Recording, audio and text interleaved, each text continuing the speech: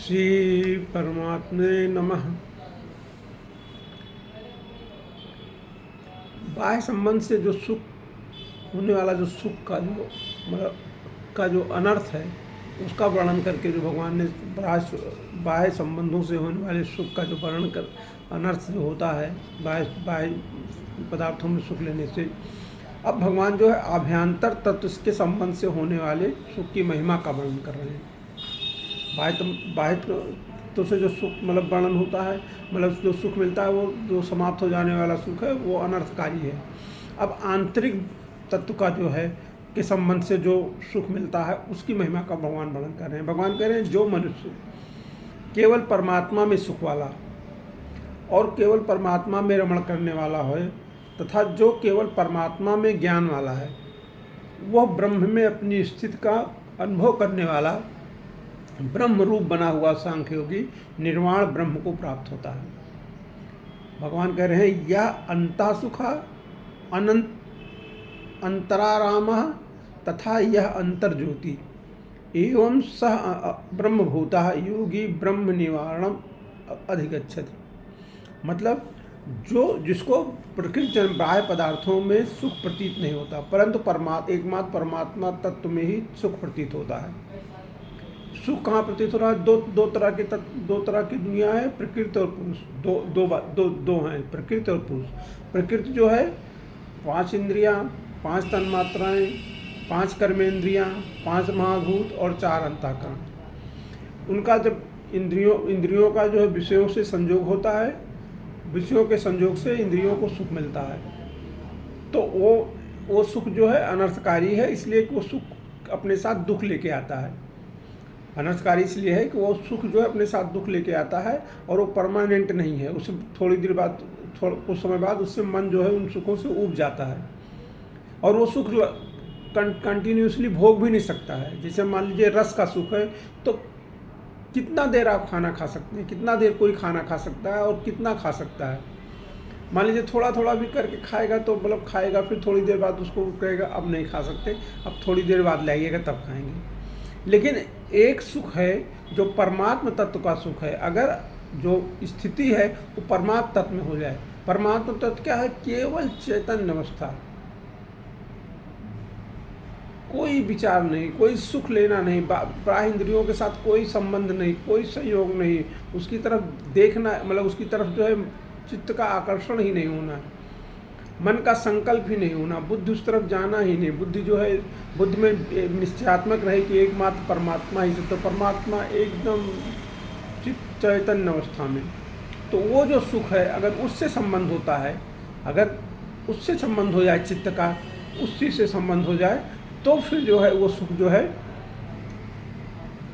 Permanent सुख है। और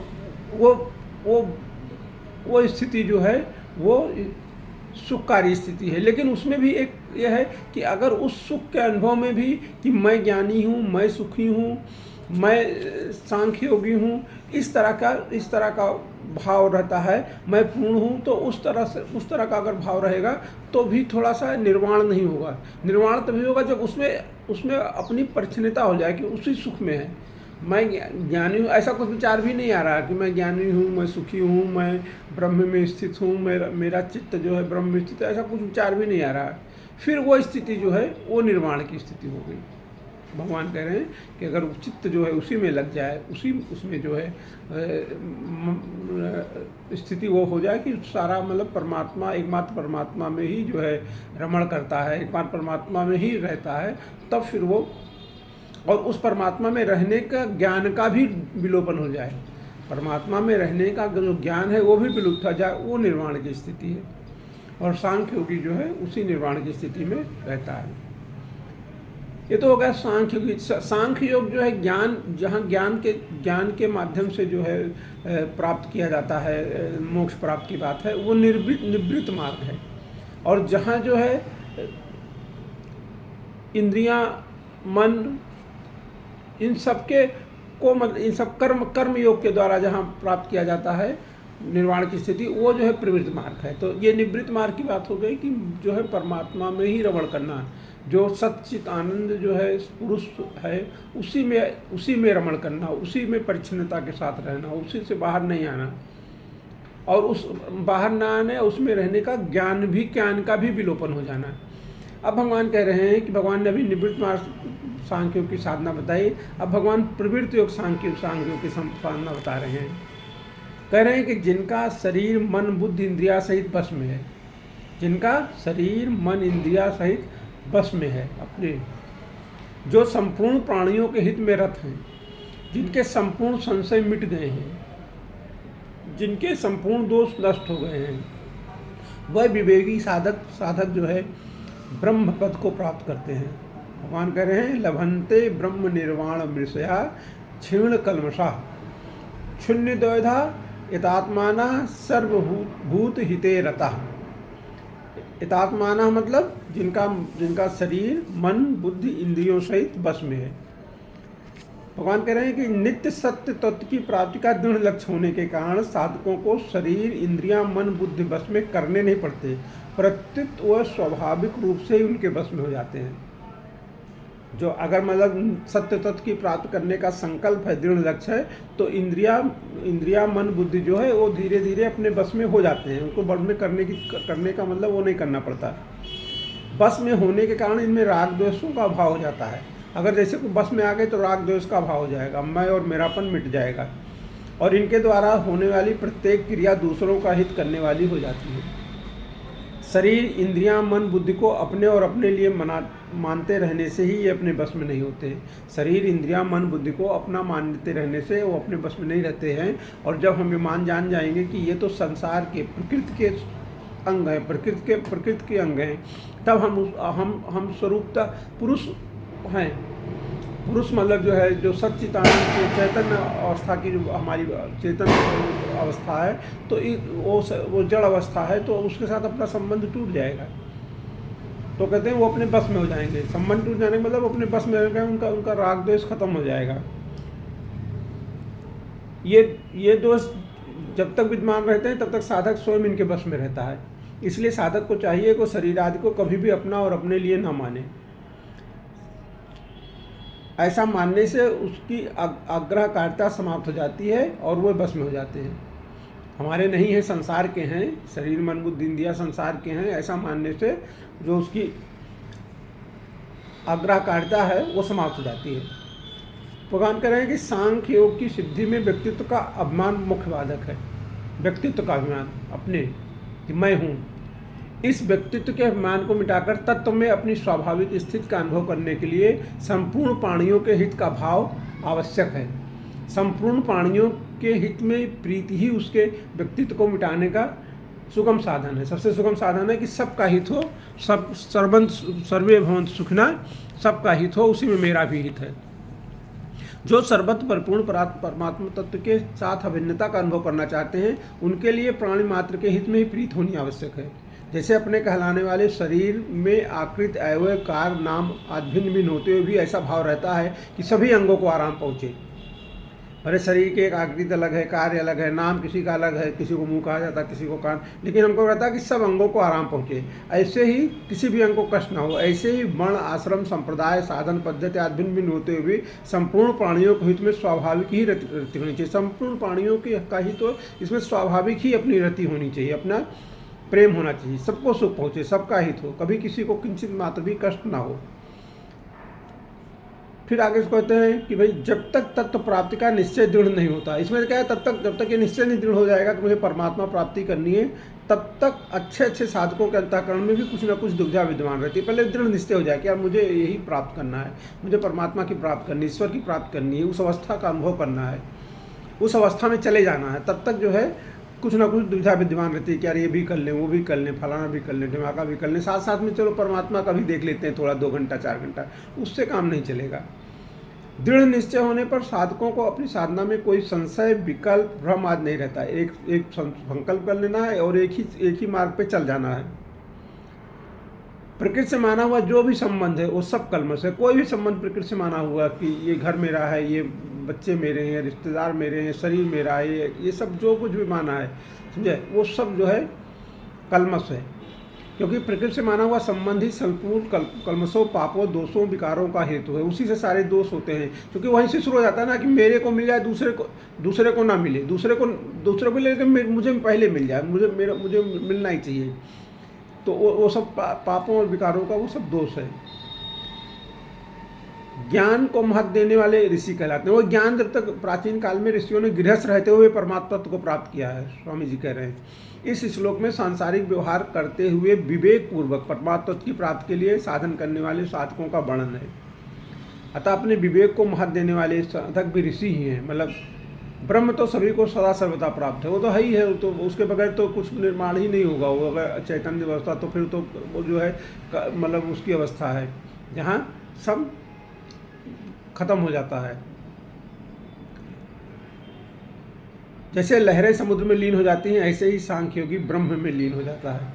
जैसे जल तत्व में समुद्र और लहरें ये दो ही भेद नहीं है, ऐसे ही दोनों में भेद नहीं है। मतलब जल तत्व में समुद्र है कि लहरें हैं, उसका भेद नहीं है। ऐसे ही निर्माण में सांख्य योगी का जो है उसमें आत्मा और परमात्मा ये दो भेद नहीं है, उसका उसी में लय हो जाता है। अब भगवान बता रहे हैं कि निर्वाण ब्रह्म की प्राप्ति में कैसा अनुभव होता है। काम क्रोध से सर्वथा रहित जीते हुए मन वाले, स्वरूप का साक्षात्कार किए हुए सांख्य योगियों के लिए सब ओर से, शरीर के रहते हुए भी अथवा शरीर छूटने के बाद भी निर्वाण ब्रह्म परिपूर्ण है। जो काम क्रोध से रहित है, मन जिसने अपने मन को जीत लिया है और जिसको स्वरूप का साक्षात्कार हो गया है, उसके लिए शरीर अभी भी है, शरीर के रहते हुए भी ब्रह्म है और शरीर के छूटने के बाद भी ब्रह्म है। भगवान कह रहे हैं कि सिद्ध महापुरुष में काम क्रोध आदि दोषों की गंध नहीं रहती। काम क्रोध दोष, कोई कामना मन में नहीं उठनी चाहिए। कामना नहीं उठेगी तो क्रोध होगा ही नहीं। कामना, क्योंकि क्रोध तभी उठता है जब कामना की पूर्ति नहीं होती है। राग दोष से मतलब जो है मुक्ति हो जाती है। काम क्रोध आदि उत्पत्त दोष वो हमेशा जो है उत्पत्त, जो काम क्रोध कहाँ हो, काम तो कहाँ होगा। जो भी काम ना करेंगे, जो भी चीज़ उससे मिलेगी वो तो ख़त्म हो जाने वाली है। कोई भी ना ख़त्म होने वाली चीज़ जो है वो परमात्मा तत्व ही है, जो चैतन्य अवस्था है और हमेशा है और आनंद की अवस्था में रहता है। वही केवल जो है कभी ख़त्म नहीं होता है। सिद्ध महापुरुष को उत्पत्ति विनाश रहित सत्तत्व में अपनी स्वाभाविक स्थिति का अनुभव होता है। अतः उत्पत्ति जो भी चीज़ उत्पत्ति हो रही है, विनाश हो रही है, उससे हमारा संबंध नहीं है। ये हमेशा ध्यान रखना चाहिए। इस विवेक को हमेशा जागृत किए रहना चाहिए। जब तक ये विवेक जागृत नहीं रहता है तब तक जो है स्वरूप में स्थिति नहीं होती है। उत्पत्ति विनाशील प्रश्नों की इच्छा कोई काम होगा, उसी की इच्छा होगी तभी काम होगा। जो जिस भी चीज़ की आप ना कामना कर रहे हैं, आप सोच लीजिए कोई भी चीज़ आपको कामने आई, कामना की कि ये चीज़ है, ये चीज़ ये अवस्था मिल लीजिए, वो सब जो है पैदा होगी और ख़त्म हो जाएगी।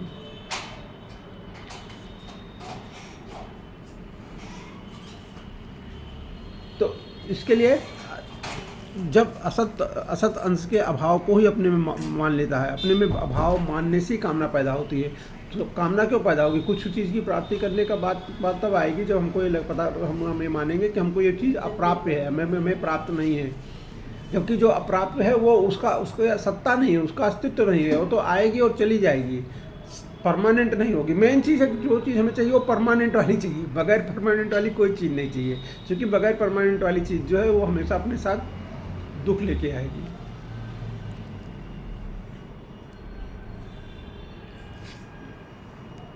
भगवान आगे कह रहे हैं कि जिस तत्व को ज्ञान योगी और कर्मयोगी प्राप्त करता है, उसी तत्व को ध्यान योगी भी प्राप्त कर सकता है। अभी तक दो लोगों की बात हुई, ज्ञान योगी की और कर्म योगी की। अब भगवान जो है ध्यान योगी की बात कर रहे हैं। ध्यान योगी के बारे में भगवान कह रहे हैं कि बाहर के पदार्थों को बाहर ही छोड़कर और नेत्रों की दृष्टि को भौहों के बीच में स्थित करके, बाहर के पदार्थों को बाहर छोड़कर और नेत्रों की दृष्टि को भौहों के बीच में स्थित करना है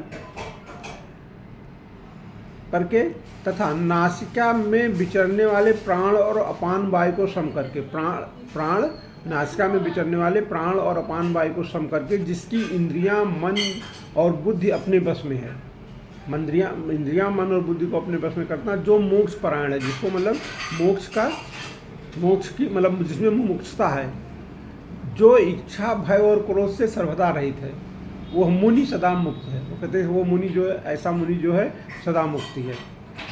तो इसमें ध्यान योग में भगवान क्या बता रहे हैं कि परमात्मा के सिवाय सब पदार्थ बाह्य हैं, सब बाहरी हैं, परमात्मा ही केवल आंतरिक पदार्थ है। बाह्य पदार्थों को बाहर ही छोड़ देने का तात्पर्य है कि मन से बाह्य पदार्थों का चिंतन न करें। मन से जो है किसी भी बाह्य पदार्थ का चिंतन नहीं करना है।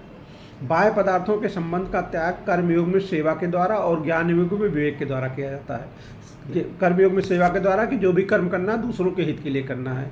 ज्ञान योग में विवेक के द्वारा किया जाता है कि जो भी वस्तु असत है, मतलब जो अभी नहीं है, पहले भी नहीं थी, अभी है और आगे नहीं रहेगी, या जो वस्तु परमानेंट नहीं है वो असत है, तो वो विवेक हमेशा जागृत, उसकी सत्ता नहीं है। जो पहले नहीं थी अभी है और फिर नहीं रहेगी, उसकी सत्ता नहीं है।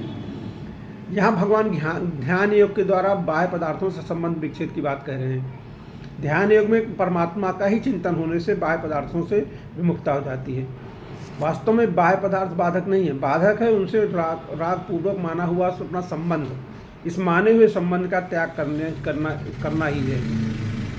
भगवान कह रहे हैं कि दृष्टि को दोनों भावों के बीच में रखना है। दृष्टि को यहाँ रखना है, दृष्टि को यहाँ रखना है, अथवा दृष्टि को नासिका के अग्रभाग पर रखना, अर्थात दृष्टि को कहाँ रखना है, यहाँ देखना है, नासिका का जो अग्रभाग है।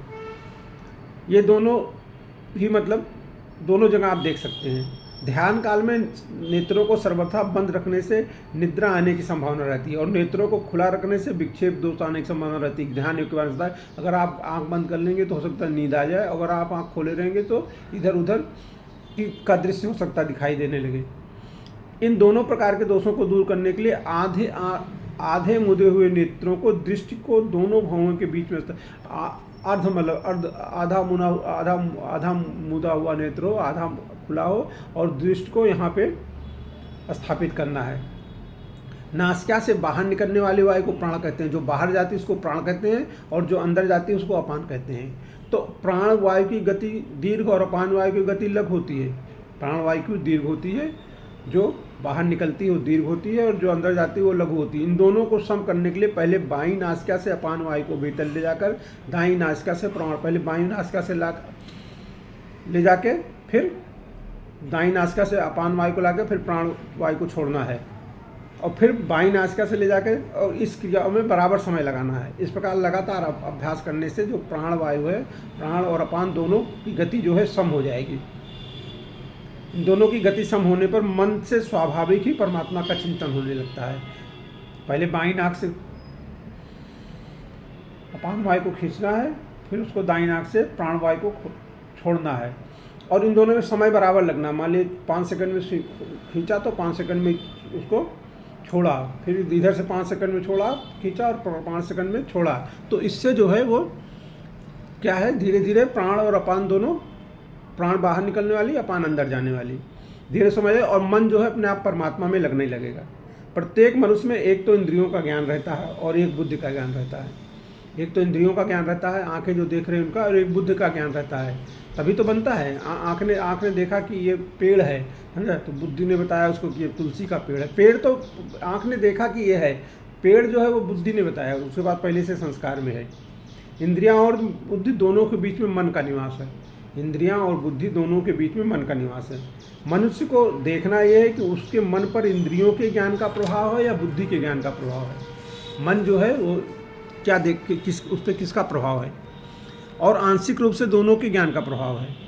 इंद्रियों के ज्ञान में संयोग का प्रभाव पड़ता है और बुद्धि के ज्ञान में परिणाम का। जिन मनुष्यों के मन पर केवल इंद्रियों का ज्ञान का प्रभाव है वो संयोगजन सुख भोग में ही लगे रहते हैं, और जिनके मन पर बुद्धि के ज्ञान का प्रभाव है वो परिणाम की ओर भी दृष्टि रखते हैं और सुख भोग का त्याग करने में समर्थ हो जाते हैं।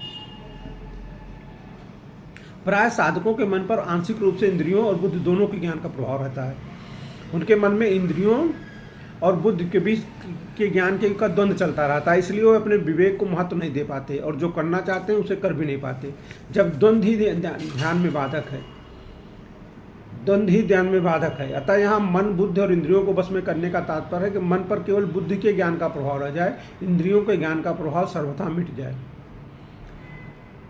परमात्मा प्राप्त करना ही जिसका लक्ष्य है, ऐसे परमात्म स्वरूप का मनन करने वाले साधक को मुमुक्ष कहा जाता है।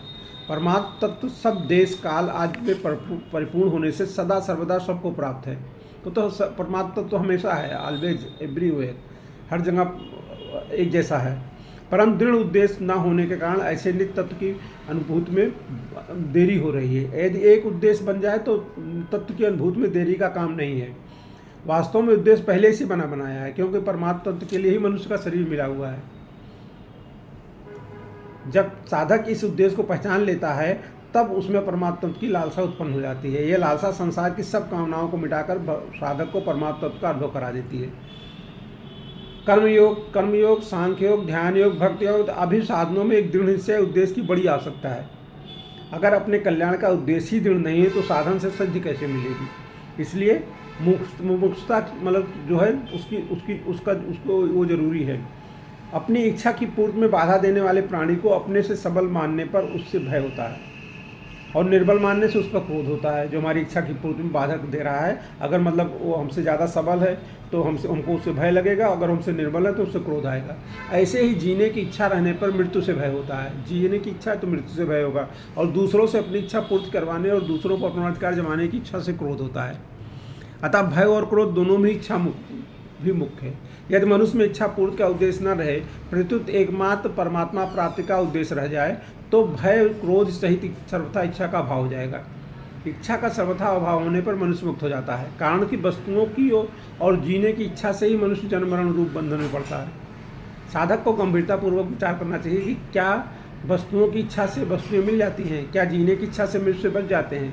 वास्तविकता तो है कि न वस्तुओं की इच्छा पूरी कर सकते हैं और न मृत्यु से बच सकते हैं। इसलिए साधक का दृढ़ निश्चय हो जाए कि मुझे परमात्मा प्राप्त के अलावा और कुछ नहीं चाहिए, तो वो वर्तमान में ही मुक्त हो सकता है। परंतु यदि वस्तुओं और जीनों की इच्छा रहेगी तो इच्छा कभी पूरी नहीं होगी। ये तो है ही है। जब तक जो है यदि वस्तु मिलने वाली है तो इच्छा किए बिना भी मिलेगी, और यदि वस्तु नहीं मिलने वाली है तो इच्छा करने पर भी नहीं मिलेगी। अतः वस्तु का मिलना या न मिलना इच्छा के अधीन नहीं है, प्रत्युत किसी विधान के अधीन है। जो वस्तु इच्छा के अधीन नहीं है उसकी इच्छा को छोड़ने में क्या कठिनाई है। भगवान कह रहे हैं कि भाई ये उत्पन्न विनाशील पदार्थों के साथ संबंध मानना ही नहीं, उनकी कोई इच्छा करना ही नहीं। जो मिलना वो अपने आप मिल जाएगा, जो नहीं मिलना वो नहीं मिलेगा। वो प्रारब्ध में लिखा हुआ क्या मिलना है क्या नहीं मिल रहा है। और अगर कर्म करके कुछ प्राप्त भी करने की कामना किया और मिल भी गया तो वो भोगने में वो उसका समय है, उस समय के आते ही खत्म हो जाएगा। और परमात्मा प्राप्त अंत में परमात्मा प्राप्ति का ही एकमात्र लक्ष्य जो है रखना पड़ेगा। भगवान ने योग निष्ठा और सांग निष्ठा का वर्णन करके दोनों के लिए उपयोगी ध्यान योग का वर्णन किया है। दोनों में उपयोगी है, कर्म योग में भी और ध्यान योग, सांख्य योग में, दोनों में भी ये ध्यान योग उपयोगी है। अब भगवान सुगमता पूर्वक करने वाली भगवान निष्ठा का वर्णन करते हैं। भगवान जो भक्ति योग का वर्णन कर रहे हैं, भगवान ने पहले भी उसका वर्णन किया है कि मुझे सब यज्ञों और तपों का भोक्ता, संपूर्ण लोगों का महान ईश्वर, संपूर्ण प्राणियों का सूर्य, दयालु और जानकार शांति को प्राप्त हो जाता है। भगवान कह रहे हैं कि जो मुझे सब यज्ञों और तपों का भोक्ता, मतलब जितने भी यज्ञ हो रहे हैं और जितने भी तप करे जा रहे हैं उनका भोक्ता मैं हूँ। संपूर्ण लोगों का महान ईश्वर, जितने भी संपूर्ण लोग हैं उनका मुझे ईश्वर मानता है, और संपूर्ण प्राणियों का सुहृद मानता है। मतलब सुहृद मतलब मैं उनका जो है बिना किसी स्वार्थ का दयालुता से मैं उनका प्रेमी हूँ। वो जो है शांति को प्राप्त हो जाता है। जो भी भक्त ऐसा, जो भी मनुष्य ऐसा है, वो भक्त है जो ऐसा जानता है कि मैं ही सभी यज्ञों का और तपों का भोक्ता हूँ, संपूर्ण लोगों का महान ईश्वर हूँ और संपूर्ण प्राणियों का सूर्य हूँ। मतलब उनका दयालु, उनका मतलब निस्वार्थ रहित, निस्वार्थी, दयालु और प्रेमी हूँ। वो जो है शांति को प्राप्त हो जाता है। भगवान कह रहे हैं जब मनुष्य कोई शुभ कर्म करता है और वो जिनसे शुभ कर्म करता है उन शरीर, इंद्रियां, मन, बुद्धि आदि पदार्थों को अपना मानता है, और जिसके लिए शुभ करता है उसे उस कर्म का भोक्ता मानता है। जैसे किसी देवता की पूजा की तो उस देवता को पूजा रूप का कर्म का भोक्ता मानता है। किसी की सेवा की तो उसे सेवा रूप कर्म का भोक्ता मानता है। किसी भूखे व्यक्ति को अन्न दिया तो उसे अन्न का भोक्ता मानता है। इस मान्यता को दूर करने के लिए भगवान उपरिक्त पदों में कहते हैं कि वास्तव में संपूर्ण शुभ कर्मों का भोक्ता मैं ही हूँ।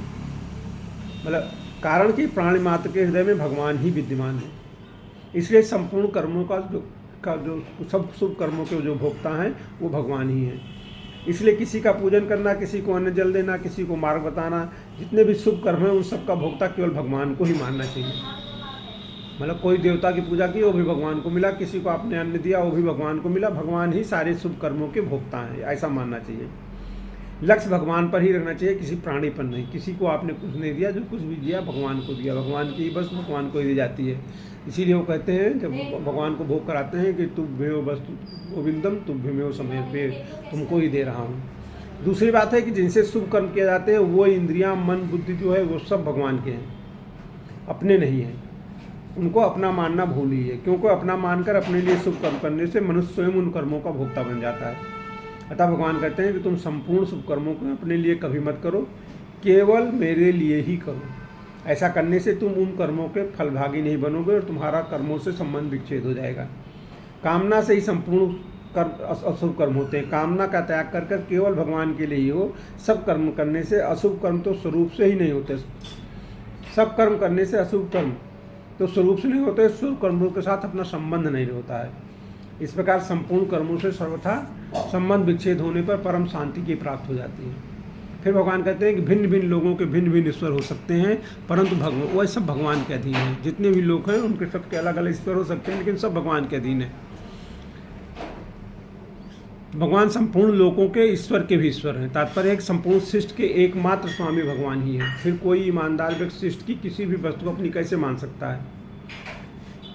भगवान कह रहे हैं कि जो संपूर्ण लोगों के ईश्वर के ईश्वर बिना कारण स्वाभाविक ही प्राणी मात्र का हित करने वाले, प्राणी मात्र की रक्षा करने वाले और प्राणी मात्र से प्रेम करने वाले हैं, और ऐसे हितैषी रक्षक और प्रेमी कोई दूसरा नहीं है। इस प्रकार जान लेने से परम शांति को प्राप्त होती है। जीव मात्र का हित करने वाले एकमात्र भगवान हैं, और वो निस्वार्थी हैं, दयालु हैं और प्राणियों के प्रेमी हैं। तो ऐसा ही मान लेने से जो है सब जो भी ऐसा मान लेता है उसको शांति प्राप्त होती है। अब हमारा 5वां अध्याय समाप्त हो गया है। अब 5वें अध्याय में अर्जुन ने पूछा था कि सांख्य योग और कर्म योग में दोनों में कौन श्रेष्ठ है। भगवान ने उसी के उत्तर में कहा कि दोनों ही कल्याण करने वाले हैं, लेकिन कर्म संन्यास जो है कर्मयोग से श्रेष्ठ है। कर्म संन्यास और कर्म इन दोनों में कर्मयोग श्रेष्ठ है। भगवान ने कहा कि इन दोनों में कर्मयोग श्रेष्ठ है। अब दोनों कल्याण करने वाले कैसे हैं, इसका वर्णन भगवान ने 5वें अध्याय से 5वें अध्याय में कर दिया।